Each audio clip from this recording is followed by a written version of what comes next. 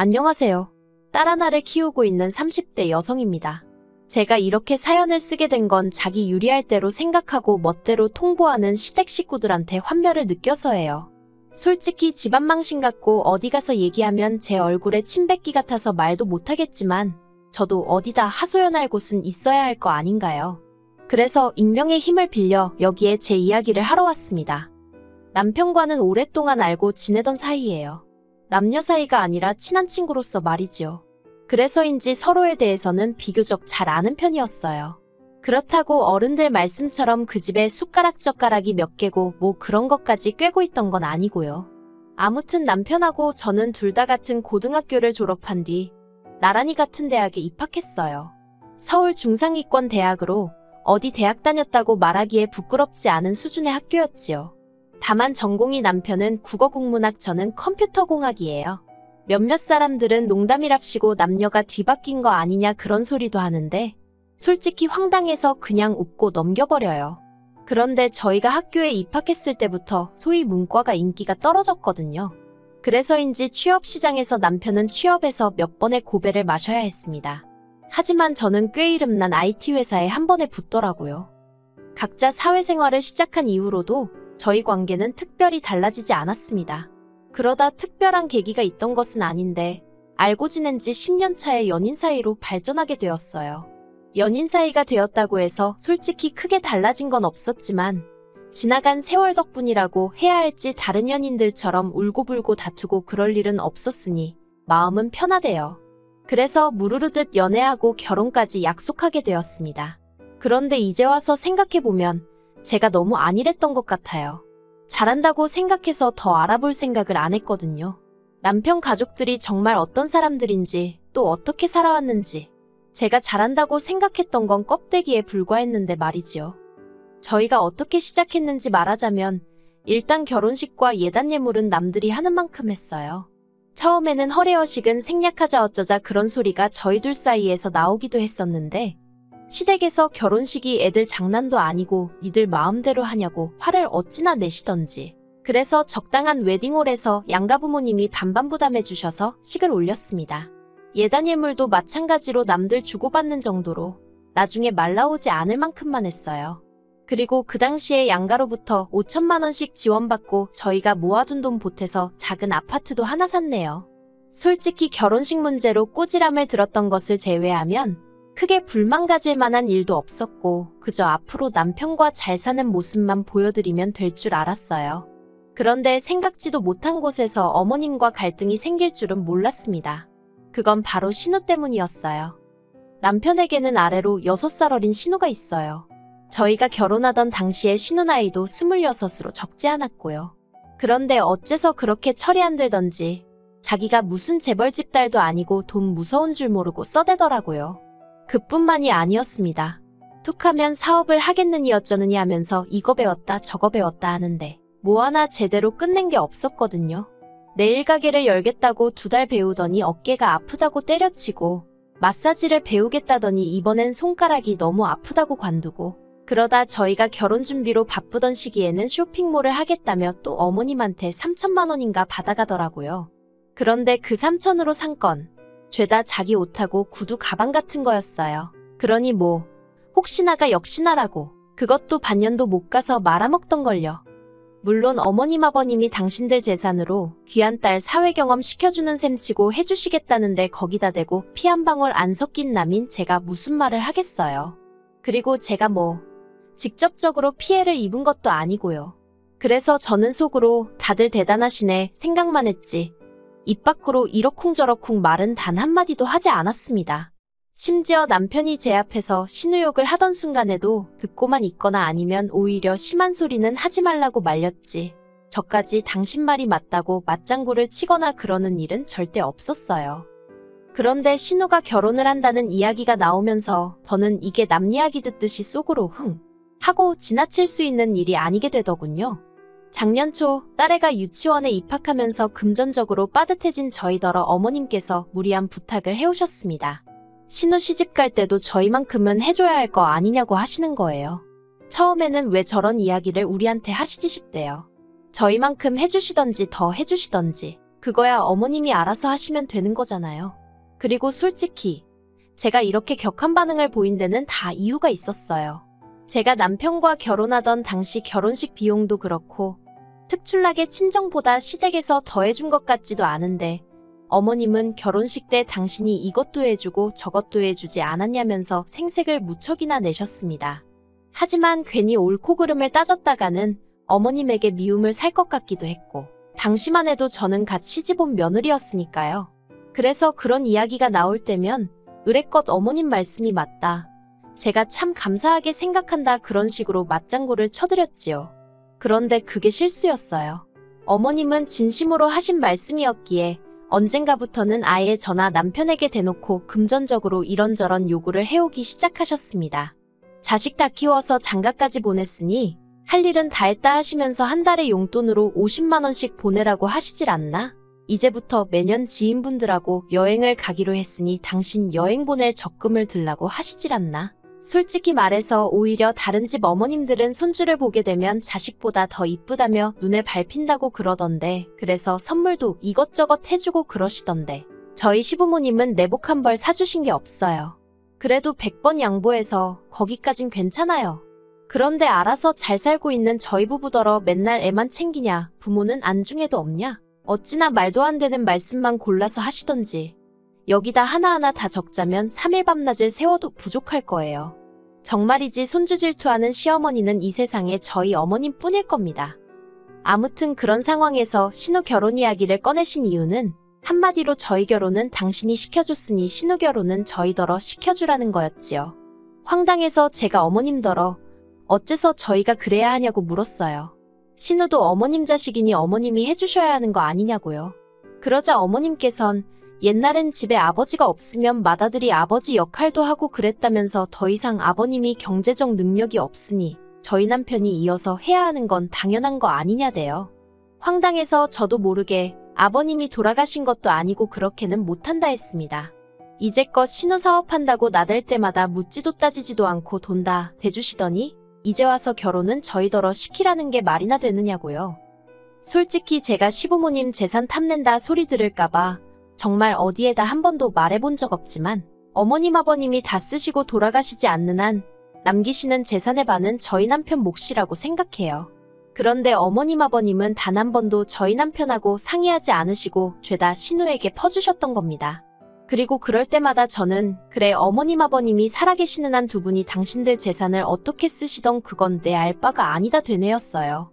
오히려 서운함을 느끼는 스스로가 한심하게 느껴지기도 했지요. 그런데 이제 와서 다 퍼주고 나니까 정작 해줘야 할 땐 해줄 능력이 안 된다고 그 책임을 저희한테 지라는 게 말이 되나요?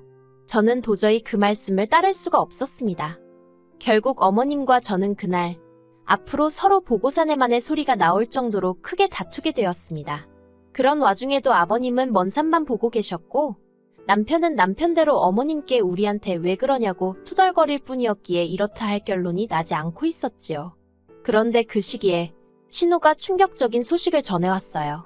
사실은 자기가 임신을 했다면서 자기는 상관이 없는데 시댁 그러니까 심해부 쪽에서는 주변 사람들 보기 남사스럽다고 하루빨리 식을 올려야 할 것 같다고요. 그리고 그런 상황이 되자 어머님과 제가 다툰 건 마치 없던 일처럼 아무도 입에 올리지 않았고 모두가 신우 결혼식에만 집중하게 되었네요. 그리고 자세한 건 모르지만 어머님이 어디서 돈을 융통해 오셨는지 신우도 남들한테 싫은 소리 안 들을 만큼 할 거해서 시집을 가긴 갔어요. 받은 건 뭘 얼마나 받았는지 모르겠지만요. 이후로 어머님과는 얼마 전까지 그날의 싸움에 대해서는 한마디도 안 했어요. 명절이다 뭐다 온 집안 식구들이 모인 자리에서도 물론이고 어쩌다 용건이 있어서 하게 된 전화통화에서도 말이에요.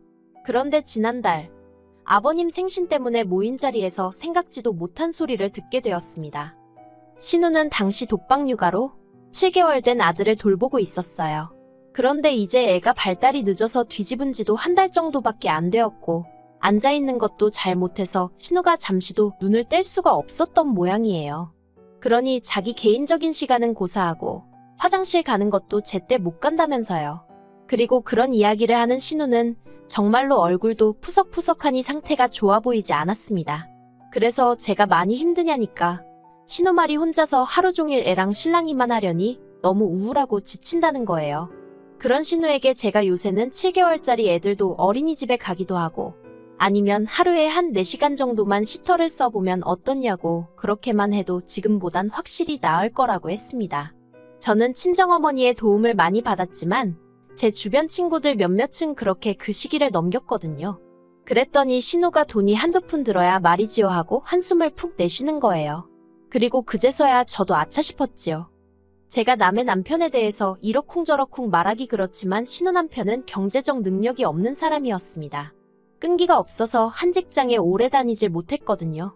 그런데 남들에게 보여지는 것에는 예민했던지라 신혼 초 전세로 들어간 집은 어느새 월세로 돌리고 그 보증금으로 차를 사질 않나, 무슨 오픈런인지 뭔지를 해서 1,000만 원짜리 시계를 샀다고 좋아하질 않나. 오죽하면 신우가 없는 자리에서 시부모님 두 분이 차라리 애를 지우라고 할 걸 그걸 기어이 결혼을 시켜서 이 꼴을 보고 산다고 하소연을 하실 정도였다니까요. 아무튼 그렇게 신우가 하소연을 하고 있으니 어머님이 딱하다는 표정으로 신우를 물끄러미 보시다가 저한테 할 이야기가 있으시답니다. 그러면서 당신이 진작부터 생각하고 있던 일인데 이참에 어머님 집하고 저희 집하고 팔아서 2층짜리 전원주택을 지으면 어떻겠냐대요. 그래서 1층은 어머님 아버님과 신혼애외가 살고 저희더러 2층을 쓰라나요. 그러면 애도 같이 키울 수 있고 서로 좋을 것 같다면서. 하지만 저는 소위 힘든 시기 다 지나고 이제 유치원 보내면 되는데 제가 뭐 한다고 갓난애기 키우는 신우랑 공동육아를 하나요? 제가 어머님더러 싫다고 했습니다. 어정쩡하게 답했다가 코 깨이지 싶어서 아주 단박에 싫다고 했어요. 애 키우는 게 너무 힘들어서 둘째도 안 낳았는데 이제 와서 무슨 공동육아냐고요. 그랬더니 어머님이 누가 너더러 맡아서 키우랬냐고 그냥 같이 살면서 서로 필요할 때 도와주면 되는 거랍니다. 하지만 그 시커먼 속을 누가 모르겠어요. 저 애 키울 때 어머님한테 딱 2번 봐달라고 부탁드렸는데 그 2번 다 친정부모님이 편찮으셨을 때였어요. 그런데도 아주 매몰차게 안 된다고 하셨던 분이 저희 어머님이십니다. 그런데 이제 와서 공동육아? 택도 없는 소리였지요. 그런데 제 반응을 보신 어머님은 갑자기 무슨 자동차 급발진하듯 화를 내셨습니다. 저더러 한가족이면서 너만 잘해놓고 살면 그만이냐 어쩌냐 하시더니 네 신우 고생하는 건 보이지도 않냐며 소리소리를 지르시는 거예요. 제가 순간 어이가 없어서 어머님을 멍하니 쳐다봤어요. 그러자 어머님은 누가 시어머니를 그런 눈으로 보냐면서 저한테 싸가지가 있네 없네 난리도 아니대요. 제가 이내 정신을 차리고 어머님더러 지킬 수 없는 약속을 하는 것보다 솔직한 게 낫지 않냐고. 저는 공동육아도 싫고 어머님 아버님이랑 한 집에 사는 것도 불편하다. 그런데 막말로 어머님이 무슨 으리으리한 저택에 살면서 저더러 몸만 들어와 살라는 것도 아니고 제 집까지 팔아가면서 같이 살자니 세상 천지 어느 며느리가 좋다고 하겠냐 했어요. 그리고는 그렇게 치면 신우야말로 신혼의 시댁에 들어가서 살면 되겠다고. 그러면 월세도 굳이 그쪽 시어머니가 같이 공동육아도 해주지 않겠냐고. 그리고는 신우를 바라보면서 어때요 아가씨? 지금 시댁에 전화해서 공동육아 하자고 해봐요. 그랬습니다. 그랬더니 신우가 아랫입술을 질끈 깨물고 부들거리면서 저를 노려보더라고요. 그런데 그때 남편이 제 팔목을 잡아 끌면서 일단 집에 가자입니다. 집에 가서 얘기 좀 하재요. 그래서 저도 지금 이 말도 안 되는 상황이랑 관련된 이야기면 여기서 하라고 했습니다. 나는 지금 당장 결판을 지어야겠다고요. 그랬더니 남편이 아이씨 그러더니 저더러 왜 이렇게 사람이 인색하냐입니다. 신우 결혼할 때도 한 3천만 원이라도 보태주려던 거 제가 못하게 해서 못했다면서 그 일로 자기가 지금까지 마음 편하게 신우를 대하지를 못했다나요. 어이가 없어서 제가 당신 남편더러 당신이 무슨 재벌집 아들도 아니고 그렇다고 자수성가한 사업가도 아니고 하다못해 개천에서 난 용도 아니면서 무슨 여동생 시집 가는데 3천만 원이나 해주냐고 뭐라고 했던 건 사실이에요. 그런데 생각해보세요. 당시 남편이 벌어오는 연봉이 3천인가 그랬습니다. 그러니까 숨도 안 쉬고 1년 내내 번 돈을 그대로 신우한테 갖다 주겠다고 한 거예요. 그러면 어떤 와이프가 우리 남편 멋지다고 대단하다고 당장 가서 주고 오라고 그러겠어요? 그런데 남편은 제가 시댁 식구들한테 야박해서 그런 거랍니다. 그리고는 한다는 말이 신우 시집 갈 땐 자기가 저한테 져줬으니까 이번엔 저더러 자기한테 져달라나요? 말 같지도 않아서 제가 남편더러 그럼 아파트 팔아서 당신 목 가져다가 그거 보태서 집 짓고 온 가족이 오손도손 모여 살라고 했습니다. 솔직히 애까지 있는 마당에 저라고 그런 말을 하기가 쉬웠겠어요? 그런데 오죽 답답했으면 저도 에라 모르겠단 심정으로 뱉어버린 거지요. 그리고 다행이라고 해야 할지 남편이 이혼하자는 거냐며 얼굴이 하얗게 질리더라고요. 그리고는 이내 저는 정작 이혼 두 글자는 꺼내지도 않았는데 혼자서 난리가 나서는 어떻게 이혼 소리를 하느냐면서 자기가 순간 생각을 잘못해서 그런 거라며 이혼은 꿈도 꾸지 말라대요. 그리고는 어머님더러 이것 보라고 어머니가 말도 안 되는 소리를 하시니까 멀쩡히 사는 아들 부부도 이혼 소리까지 나오지 않냐면서 하나밖에 없는 손녀 편부모 가정에서 자라게 할 생각 아니면 쓸데없는 말씀은 하지 마시랍니다. 자기도 헛소리를 해놓고 아주 그냥 어머님한테 죄다 덮어 씌우고 있더라니까요.